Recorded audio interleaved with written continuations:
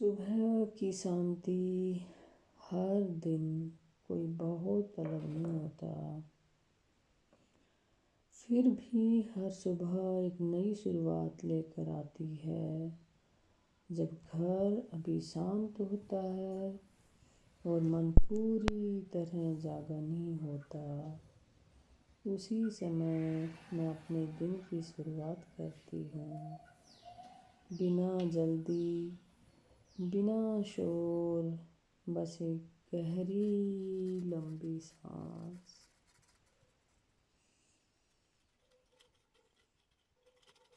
मेरे सास ससुर अब अच्छे से चबा नहीं पाते, लेकिन उनका ध्यान रखना मेरे लिए कभी बोझ नहीं रहा।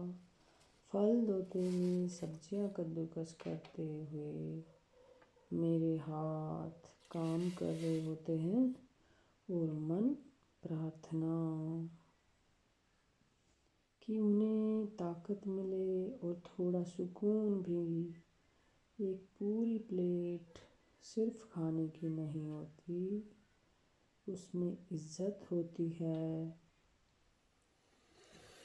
और शायद इसी को संस्कार कहते हैं। उसके बाद पत्नी की भूमिका। सुबह बच्चों के नाश्ते से पहले मेरे लिए चाय, पति के लिए चाय बनाती हूँ, सास ससुर को चाय देती हूँ। उसके बाद माँ की भूमिका निभानी पड़ती है। बेटे का नाश्ता, लंच और सुबह की कॉफ़ी। माँ होना हर दिन खुद को पीछे रखना सिखाता है, बिना शिकायत, बिना हिसाब, बस ये सोचकर कि मेरा दिया हुआ समय किसी का भविष्य बना रहा है। थकान होती है, लेकिन उसमें भी एक संतोष छुपा होता है। खुद के लिए पल, दिन में कुछ पल मैं अपने लिए भी रखती हूँ। हारमोनियम के सुर और हल्की सी गुनगुनाहट। मेरे लिए ये सिर्फ संगीत नहीं, ये मेरे अंदर की उलझन को धीरे धीरे खोलने का तरीका है।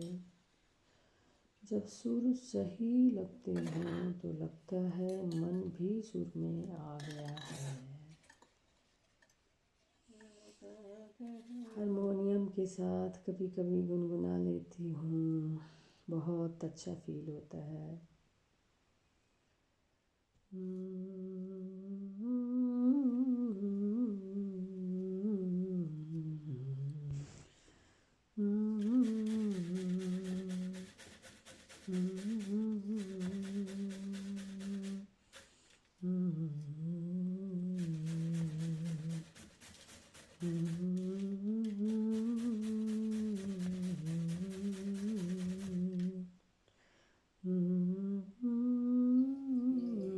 मेरे सास ससुर के लिए फ्रूट्स, उनके टीथ नहीं है, दांत नहीं है, तो उनको ऐसे कद्दूकस करके देना पड़ता है। जिंदगी या नहीं, जिंदगी नहीं।